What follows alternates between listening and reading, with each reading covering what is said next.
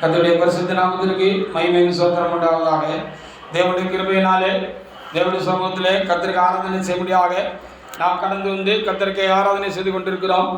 இந்த வேலையும் கர்த்தருடைய வார்த்தைகளை கேட்டு என்னுடைய ஆத்மாவை பலப்படுத்திக் கொள்கிற வேலையாக இருக்கிறது. கர்த்தர் புறத்திலிருந்து நல்ல வார்த்தைகளை நமக்கு தந்து நம்மை ஆதரிக்கும்படியாக ஜபத்தோடு கூட காணப்படும்படியாக தேவசனானத்தில் வேண்டிக் கொள்கிறேன். இன்றைய நாள் வார்த்தைக்காக தேவசமத்தில் காத்திருந்த பொழுது தேவனாய் கர்த்தர் ஆதியாகம புத்தகத்தில் 32வது அதிகாரத்தில் 26வது வார்த்தையின் முன்பகுதியை தேவனாய் கர்த்தர் இந்த நாளிலும் நமக்கு வார்த்தையாக தந்திருக்கிறார். அந்த வார்த்தையை தியானிப்பதற்கு தேவனாய் கர்த்தர் நமக்கு அனுக்கிரகம் உதவி செய்வாராக. ஆதியாகம புத்தகத்தில் 32ஆம் அதிகாரத்தில் 26வது வசனத்தை ஒருவர் எடுத்து வாசிக்கலாம். ஆதியாகம புத்தகத்தில் 32ஆம் அதிகாரத்தில் 26வது வார்த்தையை ஒரு தேவனுக்குள்ள எடுத்து வாசிக்கலாம். அவர் நான் போகட்டும், பொழுது விடுகிறது என்றார். போதும், நான் போகட்டும், பொழுது விடுகிறது என்றார் என்று அந்த வார்த்தை எழுதப்பட்டிருக்கிறது. அதற்காக ஆண்டவரை நான் அதிகமாக சோதரிக்கிறேன். யாக்கோபு இன்றைக்கு ஆண்டவரை போக விடக்கூடாது என்று ஒரு தீர்மானம் பண்ணி ஆண்டவரை அவர் போக விடவில்லை என்று சொல்லி பார்க்கிறார். யாக்கோபு தேவனை ஆண்டவரை போக விடவில்லை, இன்றைக்கு ஆண்டவரை போக விடக்கூடாது என்று அவர் ரொம்ப தீர்மானமாக முடிவாக இருந்தார். எப்படியும் இன்றைக்கு நாம் ஆண்டவரத்திலிருந்து ஆசீர்வாதத்தை பெற்றுக்கொள்ள வேண்டும் என்பதில் அவர் ரொம்பவும் உறுதியாக அவர் என்ன செய்தார் இருந்தார் என்று சொல்லி இந்த வார்த்தையின் மூலமாக நாம் பார்க்க முடிகிறது. அதற்காக ஆண்டவருக்கு நாம் ஸ்தோத்திரம் செலுத்துவோமாக. மனிதர்களாய் நாம் குறைவுள்ளவர்களாகத்தான் இருக்கிறோம். நாம் தேவனுக்கு முன்பாக நிறைவுள்ளவர்களாக இருக்கிறது என்பது கூடாத காரியமாக இருக்கிறது. நாம் எவ்வளவுதான் பார்த்து நடந்தாலும் நாம் ஏதாவது ஒரு காரியங்களில் நாம் அப்படியே தப்பி விடுகிறோம், தவறு செய்து விடுகிறோம் என்று சொல்லி நாம் பார்க்க முடிகிறது. ஆனபடியினாலே நாம் நிறைவாக நம்மை காத்துக் கொண்டால்தான், நாம் அப்படியே சரியாக 100% சரியாக இருந்தால்தான் கர்த்தர் நம்மை ஆசீர்வதிக்க வேண்டும் என்று சொன்னால் ஒரு மனிதனும் தேவனிடத்திலிருந்து ஆசீர்வாதங்களை பெற்றுக்கொள்ள முடியாது என்று சொல்லி நாம் பார்க்கிறோம். யாக்கோபு வாழ்க்கையில் ஒரு தப்பை அவர் செய்தார். அவர் பொய் சொன்னார். அவர் தகப்பனத்தில் தன்னை அப்படியாக ஏத்தா என்று சொல்லி பொய் சொல்லி தகப்பனத்தில் அப்படியாக ஏமாற்றி அவரை என்ன செய்தார், அவரிடத்திலிருந்து ஆசீர்வாதங்களை பெற்றுக்கொண்டார். அவரை ஆசீர்வதிக்க முடியாத ஒரு காரியம் உண்டாயிற்று என்று சொல்லி பார்க்கிறோம். இது குற்றம் தான், குறைதான். ஆனாலும் தேவனாய் கர்த்தர் அவரை மன்னிக்கிறவர் என்று சொல்லி நாம் பார்க்கிறவராக இருக்கிறோம். ஒரு வாக்குத்தத்த புத்திரராக இருக்கிற ஒருவர் அந்த வாக்குத்தத்தத்தை சுதந்திரித்துக் கொள்வதற்கு ஒருவேளை அவருடைய வாழ்க்கையில ஏதாவது தடைகள், இப்படி குறைகள் காணப்படலாம். ஆனாலும் கர்த்தர் அதற்காக நிரந்தரமாக அவரை ஆசீர்வதிக்காமல் விட்டு விடுகிறதில்லை என்று சொல்லி நாம் இந்த வார்த்தை மூலமாக என்ன செய்ய வேண்டியிருக்கிறது, பார்க்க வேண்டியது இருக்கிறது. அதற்காக ஆண்டவருக்கு நாம் ஸ்தோத்திரம் சொல்ல வேண்டியதாக இருக்கிறது. பிரசங்கி புத்தகத்தில் 7வது அதிகாரத்தில் நாம் அங்கே 20வது வசனத்தை நாம் அங்கே எடுத்து வாசிக்கிற பொழுது பிரசங்கி என்ன சொல்கிறார் என்று சொல்லி பார்க்கிற பொழுது, நானா இருக்கட்டும், நீங்களா இருக்கட்டும், யாக்கோபாக இருக்கட்டும், யாக்கோபை போல யாரா இருக்கட்டும், குறைவுள்ளவர்களாகத்தான் இருக்கிறோம். ஆண்டவரை தகுதி பார்த்து ஆசீர்வதிக்க வேண்டும் என்று சொன்னால் ஒருபோதும் நாம் என்ன செய்ய முடியாது, ஆண்டவரிடத்திலிருந்து ஆசீர்வாதங்களை நாம் என்ன செய்ய முடியாது, சுதந்திரித்துக் கொள்ள முடியாது என்று சொல்லி நாம் இந்த வார்த்தைகள் மூலமாக நாம் பார்க்க முடிகிறது. பிரசங்கி 7ஆம் அதிகாரத்தில் 20வது வசனத்தை எடுத்த ஒருவர் வாசிக்கலாம். ஒரு பாவமும் நான் செய்யலப்பா, நான் ஆண்டவருக்கு முன்பாக சரியாக இருக்கேன், ரட்சிக்கப்படுவதற்கு முன்னால் நான் இப்படி இருந்தேன்னு தெரியாது, ரட்சிக்கப்பட்ட பிற்பாடு நான் ரொம்ப சரியா இருக்கிறேன் என்று சொல்லி யாரும் தேவனிடத்தில் என்ன செய்ய முடியாது, மார்த்தட்ட முடியாது, மேன்மை பாராட்ட முடியாது என்று சொல்லி நம்ம அங்கே பார்க்க வேண்டியது ரொம்ப அவசியமா இருக்கிறது. வாசித்து பாருங்க, அந்த வார்த்தையை நீங்க வாசித்து பாருங்க, வாசிக்கலாம்.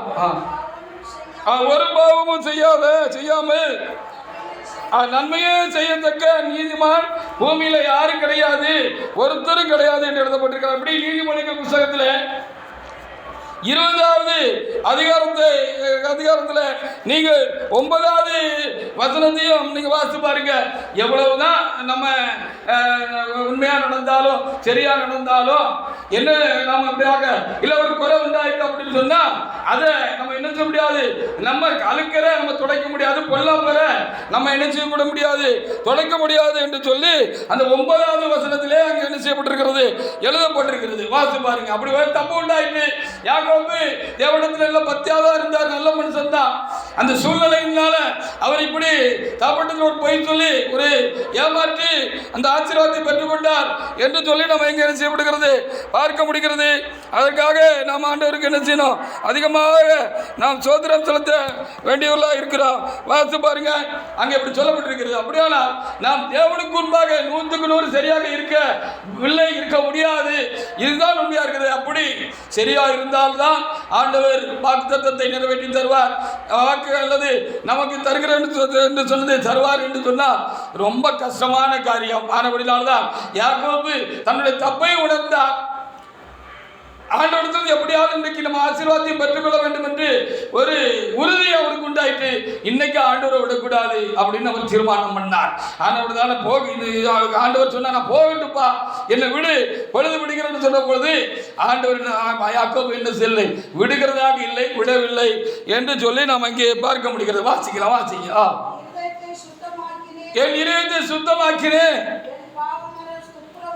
என் பாவமர சுப்புரமானேன் என்று சொல்லத்தக்கவன் யார் என்று சொல்லி அங்கே என்ன செய்யப்பட்டிருக்கிறது, எழுதப்பட்டிருக்கிறது. அவைகளுக்காக நாம் ஆண்டவருக்கு என்ன செய்யணும், அதிகமாக நாம் என்ன செய்யணும், சோத்திரம் செலுத்தணும் அப்படின்னு சொல்லி நம்ம இங்கே பார்க்க வேண்டியிருக்கிறது. நம்ம எவ்வளவுதான் பயபக்தியாக நடந்தாலும் பரிசுத்தமாக நடந்தாலும் ஏதாவது ஒரு காரியத்தில் நம்ம என்ன சரிக்கிறோம் அல்லது வலிக்கிறோம் அப்படின்னு சொல்லி பார்க்க முடியும். நம்ம துணிந்து பாவம் செய்கிறது இல்லை, ஆனாலும் ஏதாவது ஒரு காரியத்திலே நம்ம என்ன செய்து விடுவோம், சறுக்கி விடுவோம், வலிக்கி விடுவோம் என்று சொல்லி பார்க்கிறோம். அப்படி பார்த்தால் ஆண்டவர் ஆசீர்வதிக்கவே முடியாது என்று சொல்லி பார்க்கிறோம். அப்படினாலே நாம் ஆசீர்வதிக்கப்பட வேண்டும் என்று சொன்னால் ஆண்டவர் தாமே நாம் குற்றம் குறைவுள்ளவர்களாக இருந்தாலும் அவர் நம்ம மேல் கிருபையாக இருந்து என்ன செய்யணுமா, நம்ம அவர் ஆசீர்வதிக்கணும் அப்படின்னு சொல்லி என்ன செய்ய வேண்டியிருக்கிறது, இந்த வார்த்தைகள் மூலமாக நாம் பார்க்க வேண்டியதாக இருக்கிறது. அதற்காக நாம் ஆண்டவருக்கு என்ன செய்யணும், அதிகமாக நம்ம சோத்திரம் செலுத்தணும். அப்படிதான் யாக்கோபுடைய குறை இருந்துச்சு.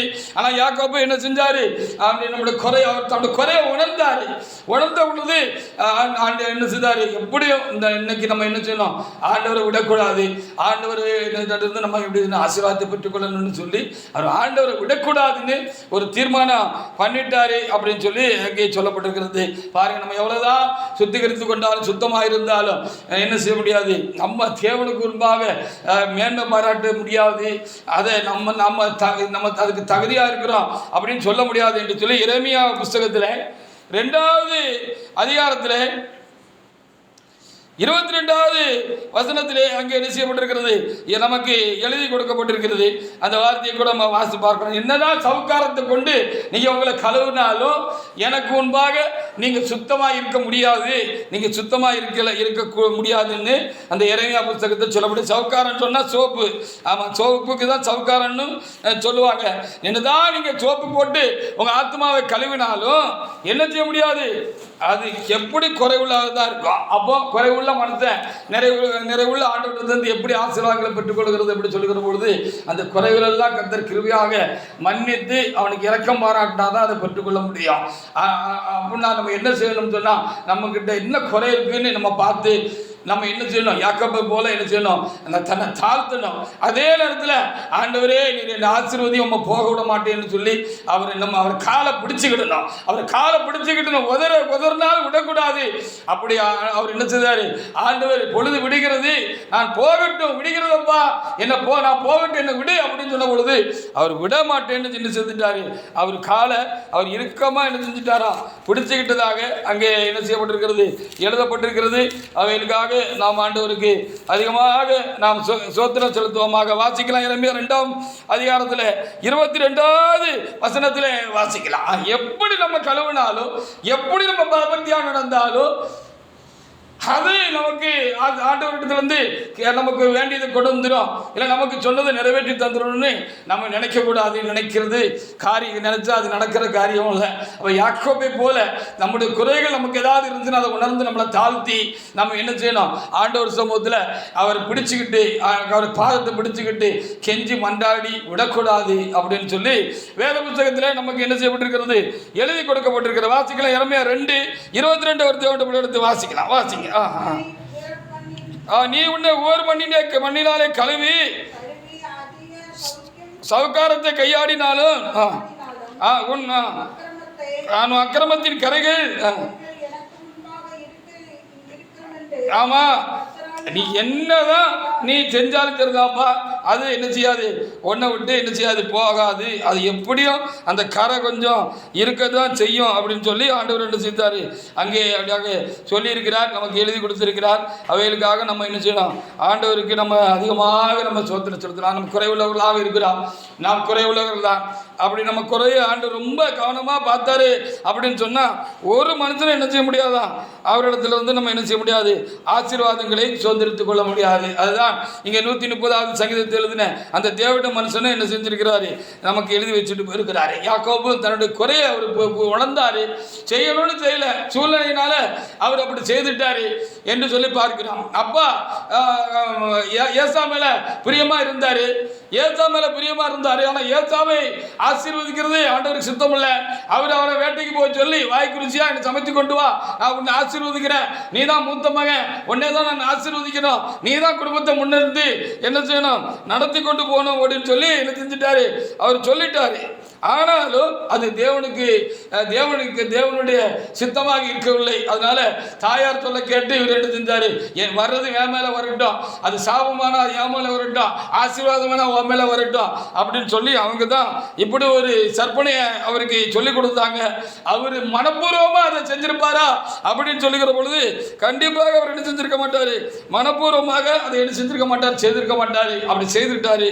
அதற்காக அவருக்கு சொன்ன வார்த்தை கர்த்தர் அப்படி நடக்காமலே ஆக்கி விடுவாரா என்று சொல்லி நாம் என்ன செய்ய வேண்டியிருக்கிறது, நாம் அதிகமாக நாம் என்ன செய்ய வேண்டியிருக்கிறது, பார்க்க வேண்டியிருக்கிற. வாசிக்கலாம் சங்கீதம் 130 3-4 வசனங்களை ஒரு தேவனுடைய பிள்ளை எடுத்தவர்கள் எடுத்து வாசிக்கலாம். சங்கீதம் 130 3-4. அப்படி ஆண்டவர் நம்முடைய அக்கிரமத்தெல்லாம் கணக்கில் எடுப்பார், நம்முடைய குறைவெல்லாம் கணக்கில் எடுப்பார்னா ஒரு மனுஷனும் தேவனுக்கு முன்பாக நிற்க முடியாது என்று சொல்லி பார்க்கிறோம். மனப்படினால நாம் ஆண்டவரை விடாது பற்றி கொண்டு நாம் என்ன செய்யணும், மகளிடத்தில் கேட்டு குறை இருந்தால் நம்மளை தாழ்த்தி ஆண்டவரே நான் உன்னை போகட்டும்னு சொன்னாலும் முடியாது, நான் போகட்டும் விடு என்னன்னு சொன்னாலும் நான் யாக்கோபு போல என்ன செய்யக்கூடாது, நம்ம போக விடக்கூடாது, ஆண்டவரை பிடித்து கொள்ள வேண்டும் என்று சொல்லி இந்த பகுதி நமக்கு இப்போதைக்கிற ஒரு முக்கியமான ஒரு காரியமாக இருக்கிறது.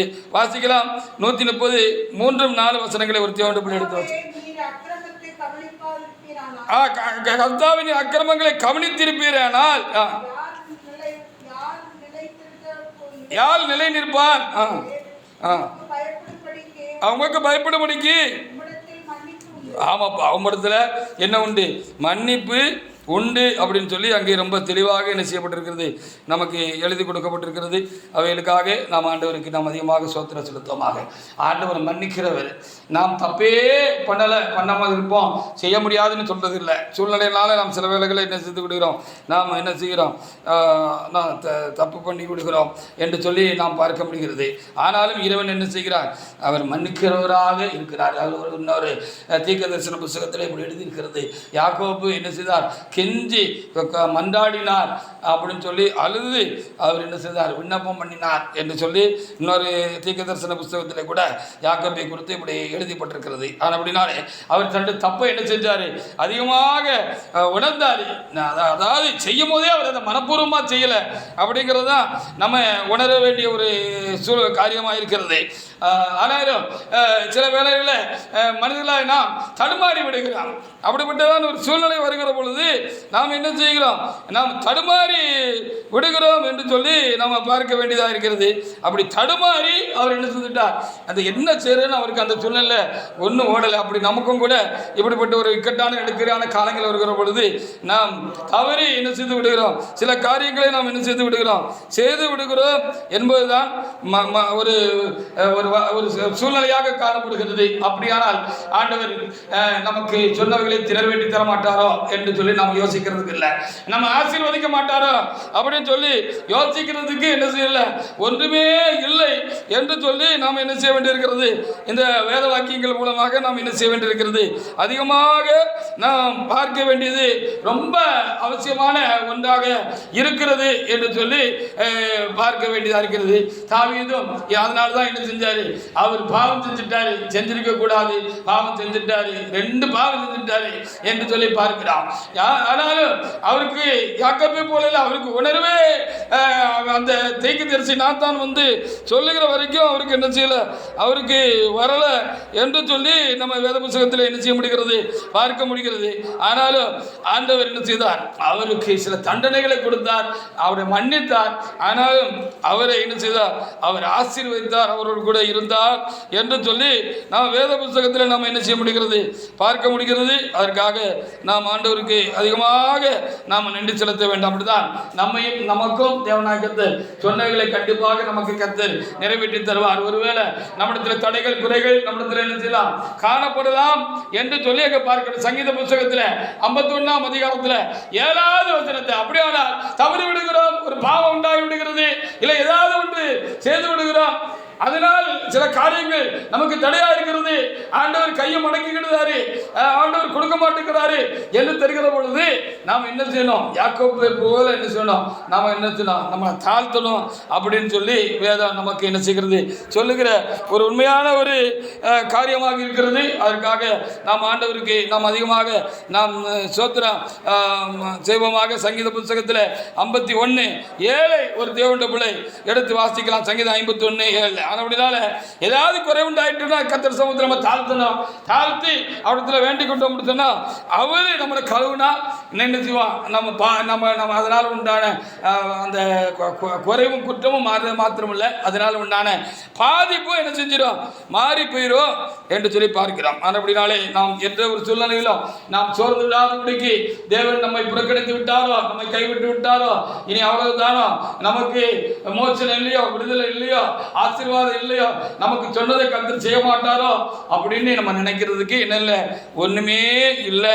ஆண்டவர் சமூகத்தில் அப்படி ஏதாவது இருக்கிற மாதிரி தோணுச்சுன்னா நம்ம தாழ்த்தணும். தோணுகிறதோ தோழலையோ எப்படினாலும் ஆண்டவர் குழுவாக நாம் குறை உள்ளவர்கள் தான். அவரோட சமூகத்தில் நம்ம தாழ்த்தி அதே நேரத்தில் ஆண்டவர் யாக்கோபு அவரை போக விடாமல் நிப்பாட்டி கொண்டு விடாமல் போக விடலை. ஆண்டவர் செஞ்சாரு, அவர் செருத்துட்டாரு. ஆண்டவர் என்னை விட நான் போறேன்னு சொன்னாரு, அவர் செருத்துட்டாரு. அவர் செருத்து என்ன செஞ்சாரு, கையை விரிச்சிட்டு ஆண்டவர் என்ன செஞ்சாரு, போகக்கூடாது ஆண்டவர் மறிச்சிட்டாரு. அப்படிப்பட்ட ஒரு நிலை, ஒரு ஆன்ம நிலை நமக்கு என்ன செய்யணுமா, உண்டாயிருக்க வேண்டும் என்று சொல்லி வேதம் நமக்கு சொல்லுகிறது. சங்கீதத்தில் 51:7 ஒருவர் எடுத்து வாசிக்கலாம். வாசிங்க. நீர் என்னை ஈசோப்பினால் சுத்திகரியும், அப்பொழுது நான் சுத்தமாவேன், என்னை கழுவியருளும், அப்பொழுது நான் உறைந்த மலையிலும் வெண்மையாவே. அப்போ நீர் என்ன சரி பண்ணாதப்பா உண்டு. நீர் சரி பண்ணலன்னா நான் எவ்வளவுதான் என்ன நான் சக்கரத்தை கொண்டு என்னை சுத்திகரித்தாலும் ஒவ்வொரு மணினாலும் என்னை கழுவிக்கிட்டாலும் அது போகாது. நீங்கள் தான் என்னை மன்னிச்சு அது என்னுடைய குறைகளெல்லாம் மாற்றணும்னு சொல்லி அவர் சொன்னார் அப்படின்னு சொல்லி அங்கே எழுதி கொடுக்கப்பட்டிருக்கு. எரேமியா புத்தகத்தில் 31ஆம் அதிகாரத்தில் 8வது வசனத்தை வாசிக்கலாம். பாவத்திற்கு தண்டனை உண்டு, தண்டனையே முடிவில்லை. நம்ம ஏதாவது தப்பு பண்ணிட்டோம், தவறு பண்ணிட்டோம், அதனால நமக்கு வர வேண்டிய ஒரு ஆசீர்வாதம் தடையா இருக்கிற மாதிரி நமக்கு தோணுது. அதனாலதான் இப்படி ஒரு பாதிப்பு நமக்கு உண்டாயிட்டு அப்படின்னு சொல்லி நமக்கு தோணுது. அப்படின்னு சொன்னா தப்புக்கு தண்டனை உண்டு. ஒருவேளை அதனால காலங்கள் தள்ளி போகலாம். நமக்கு கர்த்தர் தருவேன் என்று சொல்லுவது எட்டு தூரமாய் போகலாம், எட்டி நிற்கலாம். ஆனால் அது கிடைக்கவே கிடைக்காதா? அப்போ பாவத்துக்கு தண்டனை தான் உண்டு, சரிதான். அந்த தண்டனை தான் முடிவானா அவ்வளவு இறக்கம் இல்லாத ஆண்டவர் இல்லை நம்முடைய ஆண்டவர். அவர் நம்ம ஏதாவது குறை உண்டாயிட்டா அதற்காக நம்ம அவரோட தண்டித்தாலும் அவர் என்ன செய்வாரா, நம்மளை விடமாட்டாரு அப்படின்னு சொல்லி அது அப்படியே தண்டனையே ஒரு முடிவாயிராது என்றுதான் நாம் எண்ணி பார்க்க வேண்டியிருக்கு. எரேமியா புத்தகத்தில் வாசித்து பாருங்க. 31:8 வசனத்தை ஒரு தேவனுடைய பிள்ளை எடுத்து வாசிக்கலாம். வாசிங்க. ஆமா ஆமா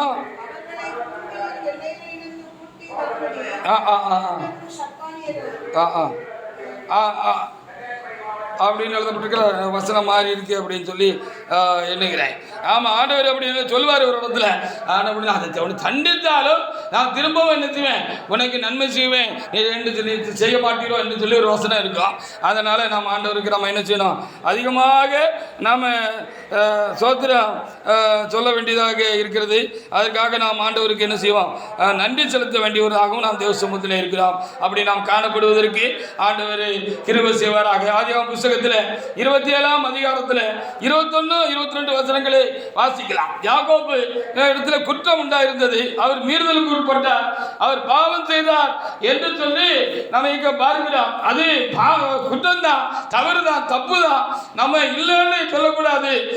அப்படியானால் நம்மளும் என்ன செய்யலாம், குறுக்கு வழிகளை கை கொண்டு குறுக்கு வழியில போய் யாரையாவது அடிச்சு தள்ளி ஏதாவது செஞ்சு ஆண்டவர் நமக்கு சொன்ன காரியங்களை நம்ம பெற்றுக்கொள்ளலாம் வந்து ஒரு தைரியம் அப்படி என்ன சொல்லி எல்லாருக்கும் உண்டாயிரும். அப்படி யாக்கோபுக்கு அந்த காலதாமதமும் அந்த இடைக்காலத்தில் உண்டான அவருக்கு உண்டான விக்கிரமும் பல விதமான பிரச்சனைகளும் அவருக்கு உண்டாயிருந்தது என்று சொல்லி நாம் அங்கே பார்க்க முடிகிறது. அவைகளுக்காக நாம் ஆண்டவருக்கு என்ன செய்யணும், அதிகமாக நாம் சோத்திரம் செலுத்த வேண்டியவர்களாக இருக்கிறோம். வாசிக்கலாம். ஆதியாகமம் 27ஆம் அதிகாரத்திலே 21, 22 வசனங்களை ஒரு தேவனுடைய எடுத்து வாசிக்கலாம். வாசிங்க. ஈசாக்கு யாக்கோபை நோக்கி, என் மகனே, ஒரு குமாரனாகிய நீர் ஏசாதானா என்று தடவை பார்க்கும்படி கிட்ட வா என்றான். யாக்கோபு தகனவன் ஈசாக்கு கண்டைகளை கிட்ட போனான். அவன் இவனை தடவி பார்த்து, சத்தம் யாக்கோபின் சத்தம் கைகளோ ஏசாவின் கைகள். அவருக்கு சந்தேகமாக தான் இருந்துச்சு. இருந்தாலும் என்ன செய்தாரு, நான் ஏசான்னு சொன்னாரு யாக்கோபு. என்ன செஞ்சார், அவரு என்ன செஞ்சாரு, அவரை ஆசீர்வதிச்சு அனுப்பிவிட்டாரு. ஆனாலும் அந்த ஆசீர்வாதம் அவருக்கு கையில நல்ல முறையா வந்து கிடைக்கிறதுக்கு, அது சரியா பூர்ணமான ஒரு ஆசீர்வாதமா அவருக்கு கிடைக்கிறதுக்கு 20 வருஷம் அவர் என்ன செஞ்ச அல்லல் பட வேண்டியா இருந்தது. காத்து மட்டும் இருக்கல, அதனால அவர் ரொம்ப என்ன செஞ்சாரு, பாதிக்கப்பட்டாரு என்று சொல்லி பார்க்க வேண்டிய அவசியமா இருந்தது. கை கெட்டினது வாய்க்கு எட்டல அப்படின்னு சொல்லுவாங்க. அப்படி போல எல்லாம் அவருக்கு எட்டினாலும் அதை வந்து ஒரு மன சமாதானத்தோடு, அதை மன நிறைவோடு என்ன செய்யல, அதை சந்தோஷமா அதை அனுபவித்து ஆசீர்வாதமாக இருக்க முடியல. இவர் ஏமாற்றினாரு, என் அப்பா ஏமாற்றி அந்த ஆசீர்வாதத்தை அவரு பெற்றுக்கிட்டாரு.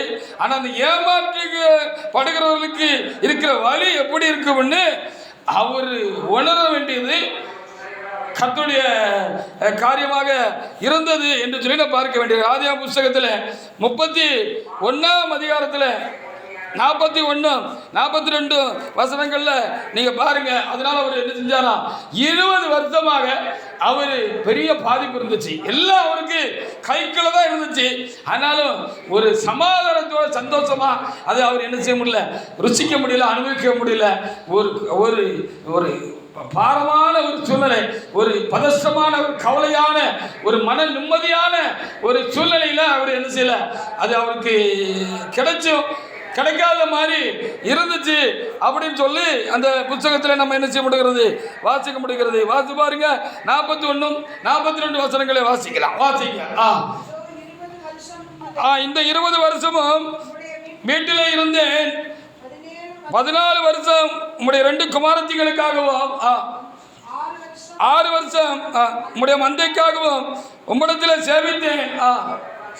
10 முறை என் சம்பளத்தை மாற்றினீர். என் பிதாவின் தேவனாக ஆபிரகாமின் தேவனும் ஈசாக்கின் தேவனும் பயபக்தியுள்ளவரும் என்னோடு இராமல் போனால் நீர் இப்பொழுது என்னை எருமையாக அனுப்பி விட்டிருப்பீர். தேவன் என் சிறுமையை பார்த்து, என் கை பிரயாசத்தை பார்த்து நேற்று ராத்திரியிலே உம்மை கடிந்து கொண்டார் என்று சொன்னான் என்று சொல்லப்பட்டிருக்குது. அப்போ அவர் ஒரு சஞ்சலத்தோடு கூடிய ஒரு ஆசீர்வாதம் தான் அது வரைக்கும் அவர் கையில் இருந்துச்சுன்னு சொல்லி பார்க்குறாங்க. ஆண்டவர் ஆசீர்வச்ச மாதிரி இருந்துச்சு. ஆனால் அந்த ஆசீர்வாதம்னு சொல்றதுக்கு கூடாத ஒரு சூழ்நிலையில் அவர் இருந்தார் அப்படின்னு சொல்லி தான் நம்ம இங்கே என்ன செய்ய முடிகிறது. இந்த வார்த்தைகள் மூலமாக நாம் என்ன செய்ய வேண்டியது இருக்கிறது, பார்க்க வேண்டியது இருக்கிறது. அது இருந்துச்சு, இருந்தும் இல்லாத போல இருக்கேன் அப்படின்னு சொல்லுவாங்களே, என்ன இருந்து என்ன செய்ய, ஒரு சந்தோஷம் இல்லையா, அது ஒரு சந்தோஷமா அதை என்ன செய்ய முடியல, அதை நம்ம அனுபவிக்க முடியல அப்படின்னு சிலர் ரொம்ப என்ன செய்வாங்க, வருத்தப்பட்டுக்கிடுவாங்க என்று சொல்லி நாம் பார்க்க வேண்டியிருக்கிறது.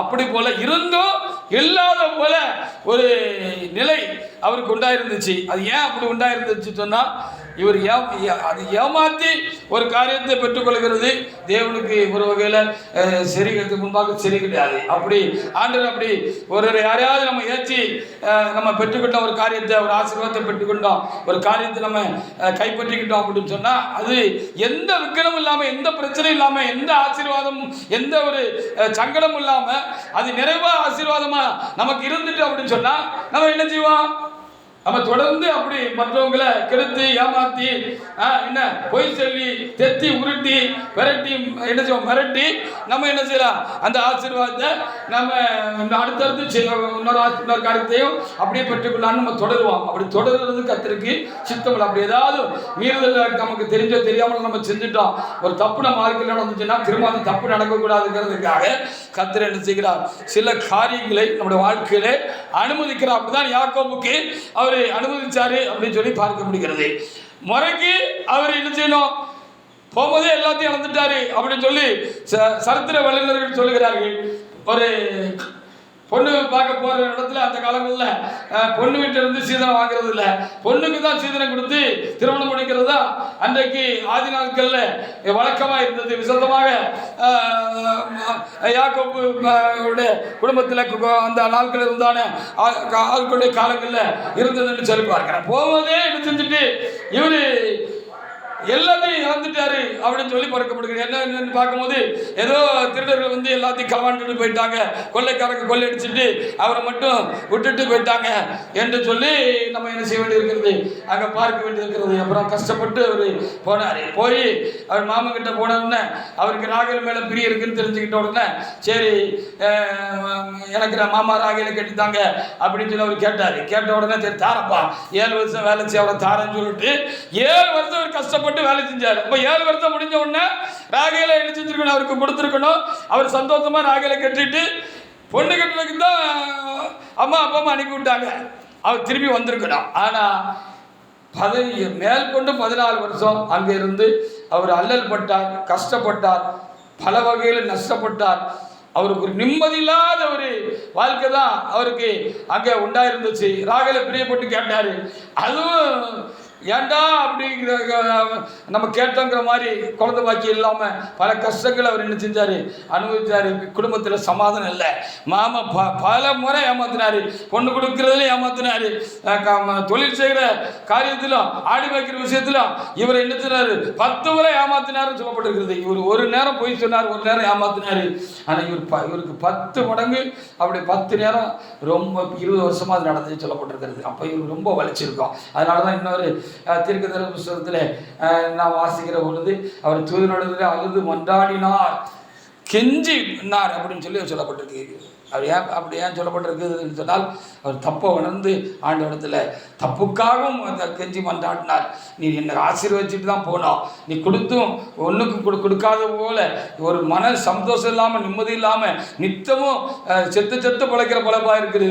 நீ ஒரு நாள் தான் சாவாங்க, நான் நித்தமும் சாகுறேன், எனக்கு பிரச்சனை தீரவே மாட்டுக்கு இருந்து என்ன செய்ய அப்படின்னு நான் பண்ண தப்பு தான். இப்போ ஏமாத்துறது எவ்வளோ தப்புங்கிறதையும் ஏமாறுறவங்களுக்கு அது எவ்வளோ வலிக்குங்கிறதும் எனக்கு தெரியுதுப்பா அப்படின்னு சொல்லி தான் கடைசியாக என்ன செஞ்சார், அவர் தன்னை தாழ்த்தி தேவ சமூகத்தில் தன்னை ஒப்பு கொடுத்துட்டு போகிறேன், நான் அப்பவும் ஆண்டவர் விட்டு நான் போகிறேன்னு சொல்லும் போது விடமாட்டேன் என்று அவர் என்ன செய்தார், மறுச்சிட்டார் ஆண்டவரை என்று சொல்லி பார்க்கிறோம். ஆண்டவர் நல்லவர். கண்டிப்பாக நம்மிடத்தில் குறை இருந்தாலும் குற்றங்கள் இருந்தாலும் நம்மை தாழ்த்துகிற பொழுது அவர் நம்மை மன்னித்து மறந்து நமக்கு என்ன நம்மளை கண்டிப்பாக ஆசீர்வதிப்பார். நாமும் யாக்கோபு மாதிரி நம்ம ஏதாவது குறை இருக்கான்னு பார்த்து தாழ்த்தி நம்ம என்ன செய்யணும், ஆண்டவரை நம்ம என்ன செய்யணும், நான் போக விட மாட்டேன்னு சொல்லி நம்ம ஆண்டவரை விடாமல் பிடிச்சி விடணும். கண்டிப்பாக கர்த்தர் என்ன செய்வார், நம்ம என்ன செய்வார், ஆசீர்வதிப்பார் என்று சொல்லி நாம் அறிய முடிகிறது. வேறு வழியே இல்லை என்ற பொழுது ஆண்டவர் ஆண்டவர் அவர் போக விடலை. அவர் வழிமறிச்சுட்டு விடமாட்டேன்ட்டாரு. நீ என்னை ஆசீர்வச்சிட்டு போங்க ஆண்டவரை அப்படின்னு சொல்ல பொழுது, சரிப்பா நான் ஆசீர்வச்சிட்டேன் அப்படின்னு சொல்லி அவர் ஆசீர்வச்சிட்டு போனார். அதுக்கப்புறம் தான் அவர் அவருக்கு அவர் வாழ்க்கையில் ஒரு சமாதானமான ஒரு ஆசீர்வாதம் உண்டாயிற்று. ஆமாம், ஆண்டவர் ஆசீர்வாதம் தாரான்னு சொன்னார், அதனோட வேதனையை கூட்ட மாட்டார்னு சொல்லப்பட்டிருக்கு. ஆனால் ஆண்டவர் தான் இவர் ஆசீர்வச்சிருந்தார்.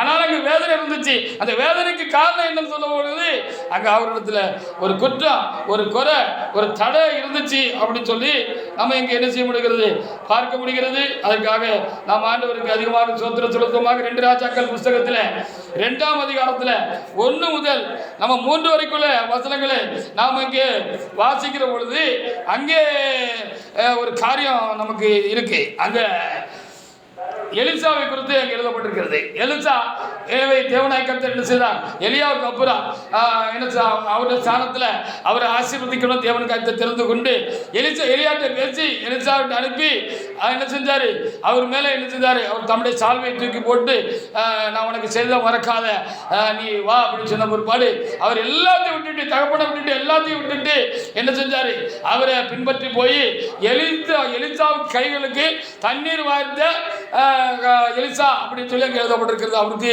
என்ன செய்தார், பணிவிட ஊழியம் அவர் செஞ்சுக்கிட்டு இருந்தார். அப்போ நான் உனக்கு செஞ்சதை மறக்காதே அப்படின்னு சொல்லிட்டாரு.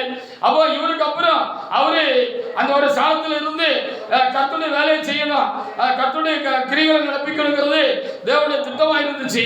அப்போ இவரு தேவ சமூகத்தில் எப்பவும் ராக்காலங்களில் பகல் காலங்களில் அவருக்கு பணிவிட செஞ்சுட்டு ராக்காலங்களில் அவர் ஜெபிக்கிறவரா கண்டிப்பாக இருந்திருப்பாரு.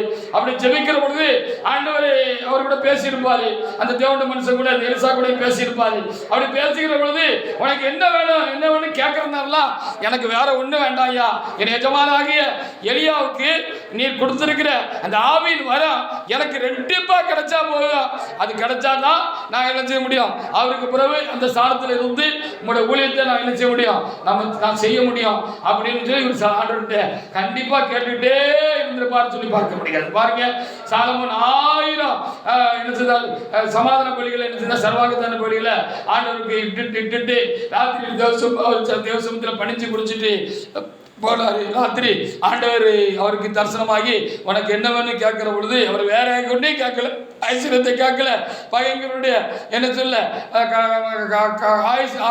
ஆயில கேட்கல, வேற ஒன்னே அவர் கேட்கல. அவர் என்ன செஞ்சார், இவ்வளவு ஏராளமான இந்த பெரிய கூட்டத்தை யாரால் அப்படியாக என்ன செய்ய முடியும், நியாயம் திருத்து அவர்களை அப்படியாக நடத்தி கொண்டு போக முடியும்ப்பா, ஆனால் அந்த ஜனங்களை நடத்தி கொண்டு போகக்கூடிய ஞானமும் புத்தி எனக்கு தாருன்னு அவர் கேட்டாருன்னு சொல்லி நம்ம வேதத்திலே நம்ம பார்க்க முடிகிறது. அப்படி போல இந்த எலிசாவை என்ன செஞ்சிருப்பாரு, கண்டிப்பா அப்படி கேட்டிருக்கிறாரு. அப்படி கேட்டிருந்ததுனாலதான் அன்னைக்கு நாளைக்கு என்ன செய்ய போறாரு ஆண்டவர், ஏலியாவை அவருடைய யுத்தமானே என்ன செய்யப்படாரு, உயிரோட பரலோகத்துக்கு என்ன செய்யப்படாரு எடுத்துக்கொள்கிறது காரியமா இருந்தது. அது எலியாட்ட சொன்னது மாத்திரமல்ல, நாளைக்கு நான் உன்னை எடுத்துக்கொள்ள போகிறேன் அது சொன்னது மாத்திரமல்ல, எலிசா கிட்டே ராத்திரி ஆண்டவர் சொல்லிட்டாரு, உன்னுடைய எஜமான என்ன செய்ய போறாரு ஆண்டவர், நான் நாளைக்கு நான் எடுத்துக்கொள்ள போகிறேன், அதனால அவர்கிட்ட இருந்து உனக்கு இந்த ரெட்டிப்பான வரத்தை நீ அவர்கிட்ட கேளு, நீ கேளு, அதுல நீ என்ன செய்ய, அவரை விட்டுறாத, விடாம பிடிச்சிக்கோ, நீ எப்படியாவது அவர்கிட்ட என்ன சொன்னோம், அவர் விடாம பற்றிக்கிட்டு நீ அதை வாங்கிடணும் அப்படின்னு ஆண்டவர் சொல்லிட்டாரு. இவரும் என்ன செய்தாரு, சுதாரிச்சுக்கிட்டாரு, ரொம்ப என்ன செய்தாரு, ஸ்டடி ஆயிட்டாரு, தயாராகிட்டாரு அப்படின்னு சொல்லி தான் நம்ம என்ன செய்ய வேண்டியது இருக்கிறது, நம்ம அந்த வேத வாக்கியங்களின்படி நம்ம பார்க்க வேண்டியதா இருக்கிறது. அவர் என்ன செஞ்சிட்டாரு, அவர் தயாராகிட்டாரு. அவர் தயாராகி என்ன செய்யக்கூடாது, இன்னைக்கு விடிஞ்சாச்சு, இன்னைக்கு என்ன செய்யக்கூடாது, இன்னைக்கு ஆண்டவர் நம்ம எஜமான பரலோகத்துக்கு சுழற்காட்டில் எடுத்துக்கொள்வாரு அப்படின்னு அவருக்கு தெரிஞ்சதுனால அவரை விட்டு பிரியவே இல்லை, கூடவே இருந்தாரு. அப்போ எலியா சொன்னாரு, சரிப்பா எனக்கு இந்த பெத்தல் வரைக்கும் ஒரு வேலை இருக்கு, நான் போயிட்டு வரேன்னு சொன்னாரு. நான் உங்க கூட கண்டிப்பா வருவேன், உங்க விட மாட்டேன்னு கர்த்தருடைய ஜீவனை கொண்டு சொல்றேன். அப்படியா வாரியா வா அப்படின்னு சொல்லி கூட்டிட்டு போயிட்டாரு. அங்க போயிட்டு கொஞ்சம் வேலைகள்லாம் இருந்துச்சு, அதெல்லாம் செஞ்சு முடிச்சுட்டு இங்க இருப்பா, நான் இந்த எருவை வரைக்கும் கொஞ்சம் வேலை இருக்கு போயிட்டு வரோம்னா மதியம் சொன்னா நம்ம விடவே மாட்டோம் அப்படின்னு சொல்லி என்ன செஞ்சாரு, இவனை விட்டுட்டோம்னா இவரை பிடிக்க முடியாது, நமக்கு இவர் தான் நம்மளை என்ன செய்யணும், ஆசீர்வதிச்சுட்டு போகணும் அப்படின்னு சொல்லி அவர் தெளிவாக அழைச்சிருந்ததுனால அந்த ரெட்டிப்பான ஆசீர்வாதத்தை இவர்கிட்ட இருந்தால் நம்ம பெற்றுக்கொள்ளணும், இவர் மூலமாக தான் பெற்றுக் கொடுத்ததுனால கர்த்தருடைய ஜீவனை கொண்டு சொல்கிறேன், நான் என்ன செய்வேன், உங்கள் கூடயே நான் என்ன செய்வேன், வருவேன் அப்படின்னு சொல்லி அவரு சொல்லிட்டு போனார். அங்கே போனவுடனே கொஞ்சம் இருப்பா, இந்த யோர்தான் வரைக்கும் போன விடவே மாட்டேன்ட்டார். அப்போ இப்போ விட்டா நமக்கு பிடிக்க முடியாது, இந்த ஆசீர்வாதம் நமக்கு கிடைக்காதுன்னு சொன்ன உடனே இவரு யாக்கோபு போல ரொம்ப எடுத்து பிடிவாதமா இருந்தாலும் சொல்லி பார்க்கணும். நல்ல காரியத்தில் நம்ம பிடிவாதமா இருக்கிறது தப்பே இல்லை. ஆண்டவரிடத்திலிருந்து ஒரு ஆசீர்வாதத்தை பெற்றுக்கொள்ளணும், அதை பெற்றுக்கொள்ளணும் அப்படின்னு சொன்னா பிடிவாதமா நீ தந்தாலும் உங்க பிடிவாதம் சொல்றதுல ஒரு தப்பு கிடையாது. இதுல நம்ம பிடிவாதமா தான் இருக்கணும். யாக்கோபு பிடிவாதமா என்ன செஞ்சிட்டாரு, ஆண்டவர் மறிச்சிட்டாரு, கையை விரிச்சிட்டு நின்ன போல நின்னுட்டாரு அப்படின்னு சொல்லி நம்ம பார்க்க முடிகிறது. அவர்களுக்காக நாம் ஆண்டவருக்கு அதிகமாக நம்ம என்ன செய்யணும், சோத்திரம் செலுத்தணும். அப்படிதான் இந்த எலிசாவும் என்ன செஞ்சாரு, இவர் தான் நம்மளை ஆசீர்வதிக்கணும், இவர் மூலமாக தான் இந்த நன்மை நமக்கு கிடைக்கணும்னு தெரிஞ்ச உடனே 2 ராஜாக்கள் புஸ்தகத்தில் 1 முதல் 3 வரைக்குள்ள வசனங்களில் அது எழுதப்பட்டிருக்கிறது. தொடர்ந்து 2 ராஜாக்கள் 6 முதல் 6ஆம் வசனத்திலேயே என்ன செய்யப்பட்டிருக்கிறது, அது நமக்கு எழுதி கொடுக்கப்பட்டிருக்கிறது. கடைசியாக பார்த்தாரு, இவன் விடமாட்டான் அப்படின்னு அவருக்கு தெரிஞ்சுட்டு, இவன் தெரிஞ்சு நம்ம எடுத்துக்கொள்ள போகிற இவனுக்கு தெரிஞ்சிருக்கு, அதனால இவன் நம்மகிட்ட இருந்து அந்த ரெட்டிப்பான ஏதோ ஒரு ஆசீர்வாதத்தை கேட்டு பெற்றுக்கொள்ளன்னு இருக்கா, நம்மளை விடமாட்டான் அப்படின்னு தெரிஞ்ச உடனே 9ஆவது வசனத்தை மாத்திரம் வாசிக்கலாம். வாசிங்க 9ஆவது வசனம். அவர்கள் அக்கறைப்பட்ட பின்பு எலியா எலிசாவை நோக்கி, நான் உன்னை விட்டு எடுத்துக்கொள்ளப்படும் முன்னே நான் உனக்கு செய்ய வேண்டியது என்ன கேள் என்றால், அதற்கு எலிசா முடத்துள்ள ஆவியின் வரம் எனக்கு ரெட்டிப்பா கிடைக்கணும்னு வேண்டிக்கிறேன்னா அவர் உறுதியாக இருந்தனால எப்படி எச்சமான விட்டுறக்கூடாது, அவர் இருந்து போகிறதுனால இந்த ஆசீர்வாதத்தை பெற்றுக்கொள்ளணும்னு இருந்ததுனால அவர் அதை என்ன செஞ்சாராம், பெற்றுக்கொண்டார் என்று சொல்லி நம்ம இங்கே பார்க்க முடிகிறது. அப்படின்னு நம்ம ரொம்ப தீவிரமாக இருந்து ஆண்டவருடைய ஆசீர்வாதங்களை பெற்றுக்கொள்றதுக்கு நம்ம ஆண்டவரை விடக்கூடாது. ஆமாம், அது யார் மூலமாக வரணுன்னு இருக்கோ அவங்களையும் நம்ம என்ன செய்யணும், அவனை விடாமல் பற்றிக்கொள்ளணும் அப்படின்னு சொல்லி சொல்லப்பட்டிருக்கிறது. இன்னொரு உதாரணத்தை கூட ஒரு காரியத்தை கூட பார்க்கலாம். மார்க் 10ஆம் அதிகாரத்தில் 46 முதல் 48 வரைக்குள்ள வசனங்களை நம்ம இங்கே எடுத்து நம்ம அங்கே வாசி பார்த்தோம் அப்படின்னு சொன்னால், அங்கே பத்திமேன்னு ஒரு குருடர் இருந்தாருன்னு சொல்லப்பட்டிருக்கிறது. அவர் இயேசு நாதர் அநேக நன்மைகளை அநேகருக்கு செய்திருவாரு, ஏற்கனவே குருடர்கள் கண்ணெல்லாம் திறந்திருக்காரு அப்படின்னு சொல்லி அங்கே போற வரவங்க ஒரு பக்கத்தில் நின்று பேசிக்கொண்டிருந்ததெல்லாம் அவர் கண்ணு தான் தெரியாது, காது கட்டதுனால கவனமாக கேட்டார். இப்படி ஒரு குருடன் அவர் என்ன செஞ்சார், இயேசு கிறிஸ்து பின்னாலே போனார், எனக்கு என்ன செய்யும் கண் பார்வை தாங்கன்னு சொல்லி கேட்டார். அவர் கண்டுக்கிடாத போல என்ன செஞ்சார், அவர் போனார். ஆனால் அந்த குருடன் அவரை உடலையாங்கும் அவர் ஒரு வீட்டுக்குள்ளே போனாரு. அந்த வீட்டுக்குள்ளே அவர் போய் ஆண்டவரே என் கண்களை திறக்க விடுனாரு. அவன் விடமாட்டான் அப்படின்னு ஆண்டவருக்கு தெரிஞ்சதுனால, விடமாட்டான்னு ஆண்டவருக்கு தெரிஞ்சுட்டா கொடுத்துருவாரு. ஆமாம், நம்மளும் விடக்கூடாது.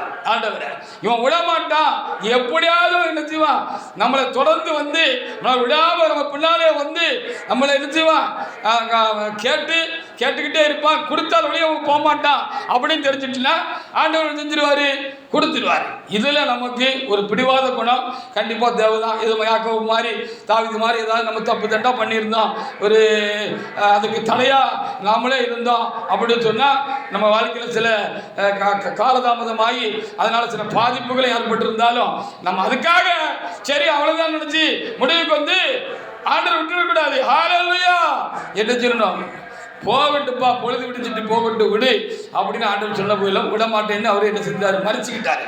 ஆண்டவரை மடிச்சுட்டாரு, ஆண்டவரை போக விடல யாக்கோப்பு என்று சொல்லி அங்கே பார்க்கிறோம். அப்படிதான் இந்த குருடன் என்ன செய்யலையா விடல அப்படின்னு சொல்லி நம்ம வேத புத்தகத்தில் என்ன செய்யப்படுகிறது, இந்த 10ஆம் அதிகாரத்தில் நாம் என்ன செய்யப்படுகிறது, மார்க் 10ஆம் அதிகாரத்தில் 46 முதல் 48 வரைக்குள்ள வசனங்கள்ல அங்கே என்ன செய்யப்பட்டிருக்கிறது, எழுதப்பட்டிருக்கிறது. வாசித்து பாருங்க. 46 முதல் வாசிக்கலாம். வாசிங்க. பின்பு அவர்கள் எரியோவுக்கு வந்தார்கள், அவருடைய சீசர்களும் திரளான ஜனங்களும் எரியோவை விட்டு புறப்படுகிற பொழுது திமேயு மகனாகிய பர்த்திமேயு எந்த குருடன் வழியருகே உட்கார்ந்து பிச்சை கேட்டுக் கொண்டிருந்தான். நசராகிய இயேசு வருகிறார் என்று கேள்விப்பட்டு, இயேசுவே தாவீதின் குமாரனே எனக்கு இறங்கும் என்று கூப்பிட தொடங்கினான். அடுத்த வசனத்தை வாசிங்க. அவன் பேசாதிருக்கும்படி அநேகர் அதட்டினார்கள். அவனோ, தாவீதின் குமாரனே எனக்கு இறங்கும் என்று முன்னிலும் அதிகமாக கூப்பிட்டான். ரொம்ப சத்தத்தை வசத்திட்டான். இப்போ அதட்டுறாங்கிறதுக்காக நிப்பாட்டல அப்படின்னு சொல்லி என்ன செய்யப்பட்டிருக்கு, எழுதப்பட்டிருக்குது. அப்போ அந்த வீட்டுக்குள்ள இருந்த குருடை வீட்டு வரைக்கும் போய் ஆண்டரை விடாது பற்றிக்கிட்டு என்ன செஞ்சாரு, அவர் என்ன செஞ்சாரு, ஆண்டவர்கிட்ட ஆசீர்வாதத்தை போய் பெற்றுக்கிட்டாரு. அப்படின்னா இந்த வழியா எப்படியாவது ஒரு நாளைக்கு ஆண்டவர் வராமலா போயிடுவாரு. நம்ம உட்கார்ந்துருக்கிற பிச்சைக்காக உட்கார்ந்துருக்க இந்த வழியா வராமலா போவாரு. அப்படி வந்தாருன்னா அவரை மறைச்சு எப்படியாவது என்ன செஞ்சிருந்தோம், நம்ம அந்த ஆசீர்வாதத்தை நம்ம அந்த கண் பார்வை வாங்கிடணும்னு இருந்தாரு. விட்டல. அவரு எல்லாரும் சத்தம் போட்டாங்க, அதட்டினாங்க, எல்லாம் செஞ்சாங்க. சூழ்நிலை எல்லாம் மாறா இருந்துச்சு. இவர் கூப்பிட்டா அந்த சந்தடி சத்தத்துல ஆண்டவருக்கு கேட்குமான்னு கூட தெரியல. அப்படி ஒரு சந்தடி சத்தமா இருந்துச்சு. இவருக்கு இருக்கிற பலத்தெல்லாம் திரட்டி, தாவீதின் குமாரனே எனக்கு இறங்கும் என்று சொல்லி அதிகமாக சத்தமாக கூப்பிட்டாரு. ஆண்டவர் காதில் போய் கேட்டது மாத்திரமில்ல, கூப்பிட்டுக்கிட்டே இருந்திருப்பார் போல தெரியுது. அல்லேலூயா.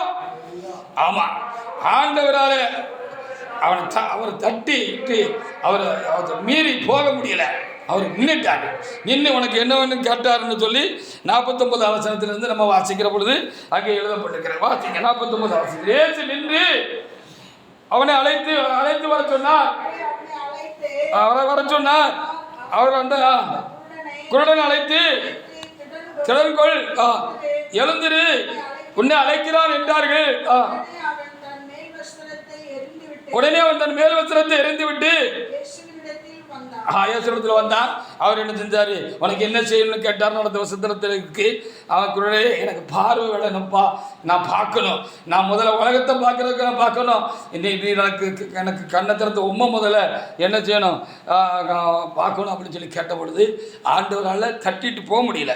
அப்போ ஆண்டவர் தட்டிட்டு போகக்கூடாது. அந்த அளவுக்கு நம்ம என்ன செய்யணும், ஆண்டவரை விடாது பிடிச்சி விடணும். நான் பொழுது விடுதப்பா போகட்டும்னு சொன்னார். யாக்கோபு போக விடலை. ஆண்டவரை நீ ஆசீர்வதிச்சுட்டு போருங்கப்பா, நான் அவனை ஆசீர்வதிச்சிருக்கணும் அப்பா அப்படின்னு சொன்னா, இல்லை இது ஆசீர்வாதம் இல்லை, இந்த ஆசீர்வாதம் எனக்கு சமாதானமான ஒரு ஆசீர்வாதமான ஒரு சந்தோஷத்தை தரக்கூடியதா இல்லை.